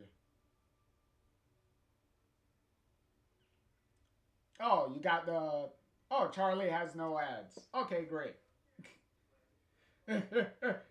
Great, cause I see your symbol there, and it's not a symbol that I recognize that I that I recognize as having no ads. So I wasn't sure necessarily, Charlie, if you were stuck in ads or not. So thank you for confirming that you're not in ads apparently. Um, Try says in summary, new Life is Strange game called Reunion. Details leak. Chloe is coming back, and I'm hyped. Exactly. Um, also, Sephiroth cocked his pants when the word reunion was said. I know, right? That's another thing that kind of makes this leak a little more like unbelievable, is the fact that the name of the game is called Reunion. Even though I do understand, like, in the context of this new game, why you would call the game Reunion, like, I get it. But because it's Square Enix doing that's publishing the game and owns the franchise and everything, it's just a funny name that they just chose. Like next thing you know, I'm gonna start playing Crisis Core. Because for anyone that doesn't know, when Square Enix when they remade Crisis Core, they gave it the additional subtitle of Reunion. so So initially, I was gonna throw off this leak as completely fake, just off of the name of the game. But because a bunch of people that, like credible people, like were looking into the leak and kind of like confirming like certain things and certain sources and stuff from where this leak came from, that's the main reason I decided to talk about it, because I was like, not saying it's 100% real, but I was like, this can probably make for a pretty like fun discussion like type of video, pretty much. But yeah. Charlie also says, I don't know why I sometimes get ads and sometimes I don't. It's weird. You know why, Charlie? It's because you are a very, very special person. Okay? You're so special that ads are like, Charlie is too great. We can't give them ads. Charlie is too awesome. They are the chosen one. Ads run away from them. ads are too ads are too humbled. They're too humble to show their presence to Charlie.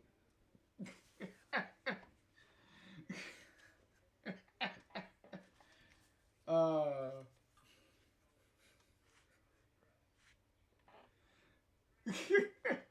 Tries like the guru, speaks truth.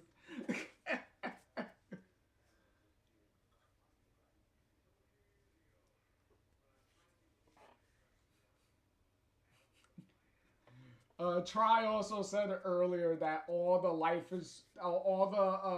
Final Fantasy VII fans were certain Square Enix would make a reunion game. They just didn't think it would be Life is Strange reunion. I know, right? Square Enix with the swerve. They swerved everybody. Square Enix was like, hey, fans, you thought we were gonna go left. We went right instead.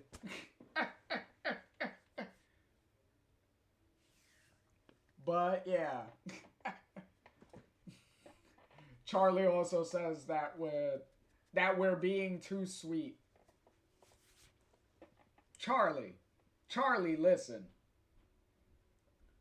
We can never be too sweet to you, okay?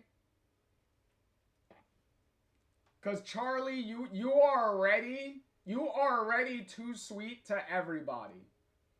It's only fair that we give you the same courtesy, okay?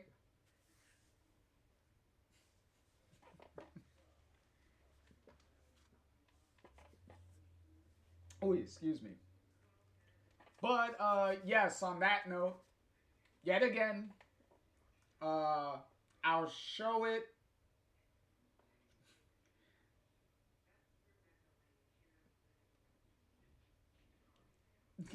Try says it was said on the internet.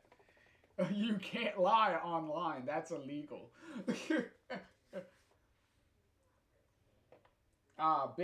Big hugs to you too, Charlie. See, I'm giving you a virtual hug. I'm giving you a virtual hug through the computer screen. I'm giving you a virtual hug.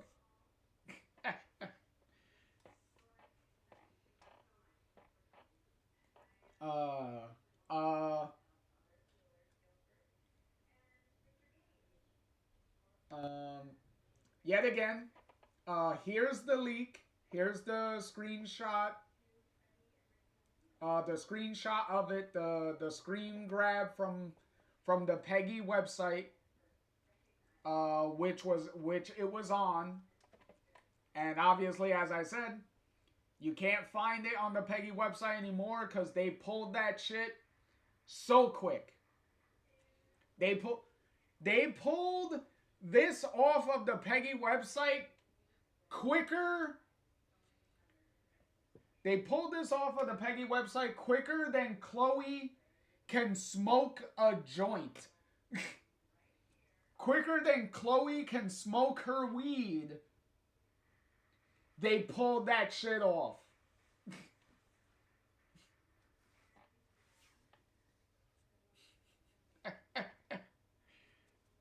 But yeah. Those were the leaks. Those were the summaries. So now I leave it all to you all in the as far as the YouTube goes, like the comments and all that stuff. Like, what do you think about like all the leaks and all of that stuff? Do you believe it? Do you not believe it? Is any of this like sound interesting to you? Does this kind of like if you were one of the fans that didn't like Double Exposure for whatever reason, does this like interest you to come back?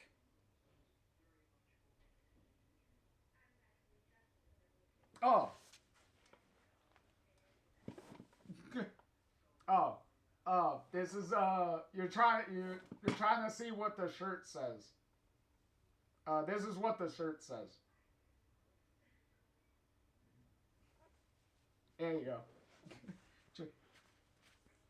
Charlie wanted to know what the shirt says. There you go, Charlie. Happy to help.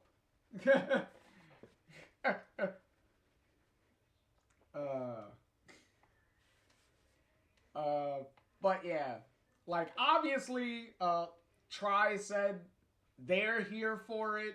If this turns out to be what the game is, that they're here for it. I'm obviously here for it. Everybody deserves a second chance or whatnot. Like I said, nobody's perfect. You're not gonna make a game that everyone's gonna like all the time. So all you can realistically do is learn from what you did previously and improve on things. That's all you can really do. And I would hope that is what comes out of the game. You learn any lessons that you needed to learn from Double Exposure, and you improve them in this game. In this potential game. That's the best that I could hope for. Like I said before, I don't hate Deck 9. Yes, they made a game that I wasn't the biggest fan of. That doesn't mean that I completely write them off. That doesn't mean I completely write them off and it completely nullifies the other games that they made that I do love. Like Deck 9 made Before the Storm. They made True Colors. And I really like those games.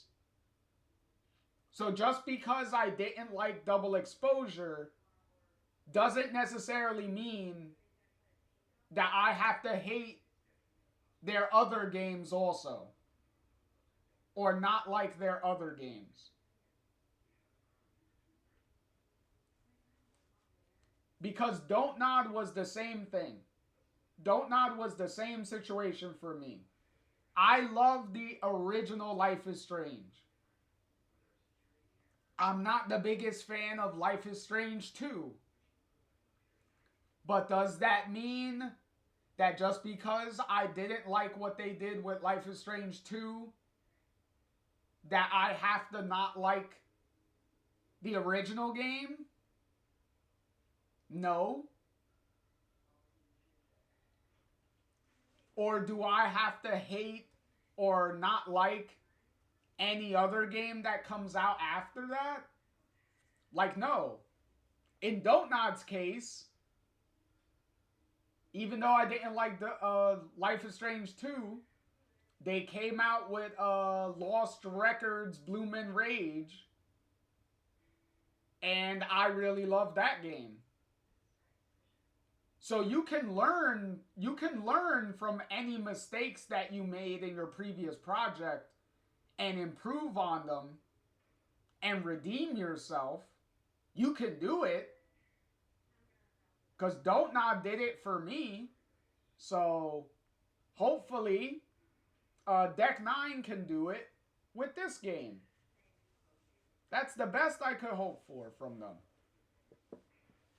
So hopefully hopefully that ends this video on a more positive note. Because I do want to genuinely end this video on a positive light, on a positive spin. So, try says, oh, for sure, Lost Records was tight. Hey, that wasn't the only thing that was tight in that game. Ayo. Can I get a high five on that one?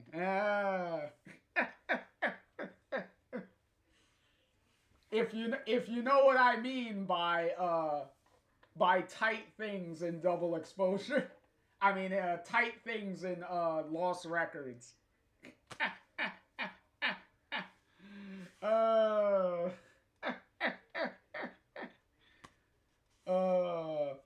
If you know Lost Records, you know what I mean by tight.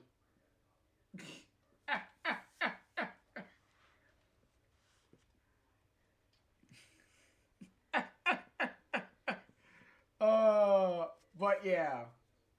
On that joke, I would like to thank you all. Thank you all for watching. As I said, I wasn't expecting anyone to realistically tune into this video because, as I said, it's a random video. It's a random video at not a regular time frame that I usually do videos at. So I realistically didn't think any of the usual viewers would even tune in. So thank you for all of you for tuning in. Obviously the regulars Happy Boy, Try, Charlie, Bo.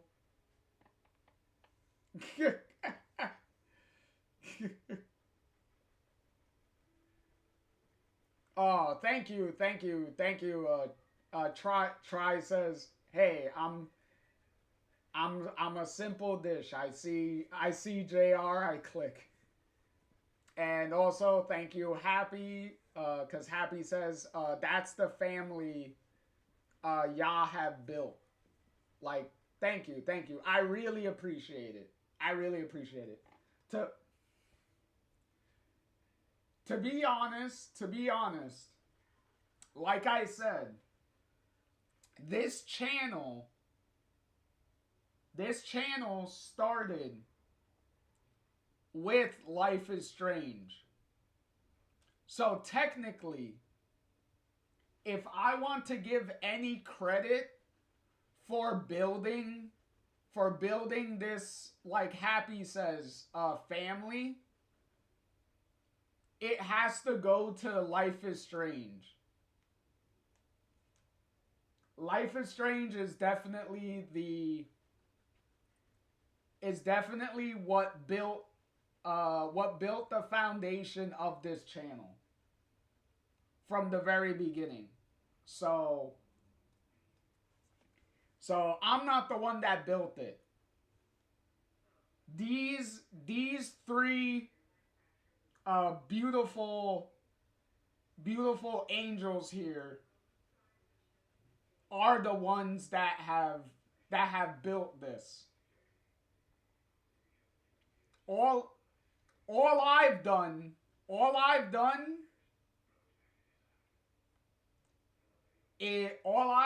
really is just be their mouthpiece at this point. Okay? I'm just their agent. I just do all the talking for them.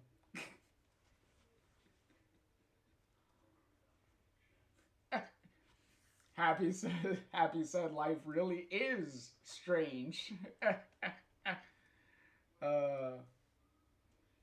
Try said, and if Life is Strange sucks, my channel will end. Oh, if Life is Strange Reunion sucks, my channel will end with Life is Strange. Charlie's like, give yourself some credit. Like, I know, look, like, obviously I'm joking, I'm kidding, but, like, as I said, I can't take all the credit. It's the fact that me starting this channel and specifically playing these games and doing the tier list on Life is Strange and stuff that I did, doing all that stuff is what introduced me to a lot of you, a lot of the viewers and stuff that I've had the privilege of having tune in to my videos regularly, whether they're scheduled or unscheduled at this point, is what, like, helped build this channel. So I have to give some credit to the franchise that built this channel. That the foundation of this channel was laid on. So yeah, I may be like the face. Like obviously, like, I'm gonna give myself credit, but I'm not gonna put myself over completely and not give the appropriate people and the appropriate things their just due credit also. Like, that ain't me. My ego is not that big. Like, obviously I have an ego, but my ego is not unrealistic. Okay? I'm not that full of myself. All right? I want to make that, I think that has been made abundantly clear, that my ego is not ridiculously, like, big. I don't have a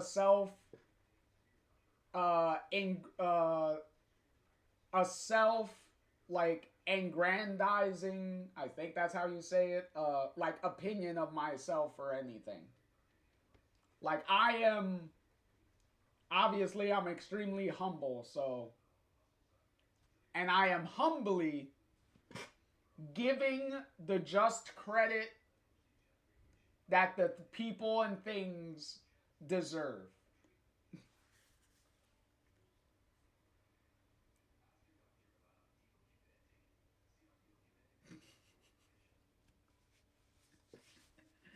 Try with the jokes. Try says, you may be their mouthpiece, but I'd love to get my piece of the mouse. I'd like to get laid on the foundation. I love to get laid on their foundation. Oh my god.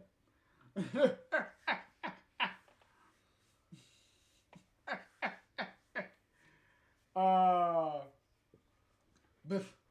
all right, let me end this before this starts turning into a gooner stream.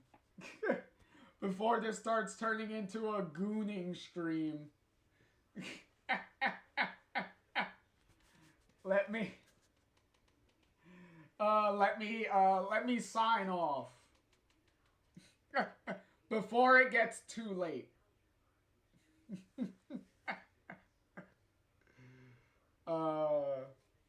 But yeah, but yet again,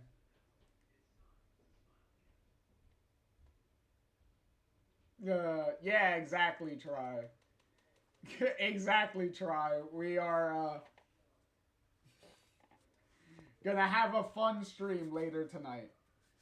And yes, and I will see all of you.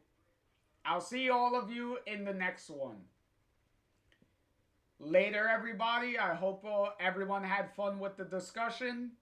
Maybe we can do something like this again on a different subject. I'm open to different suggestions. So, so everybody, thank you all again. And I've been JR, and I will catch you all in the next one. Later, everybody.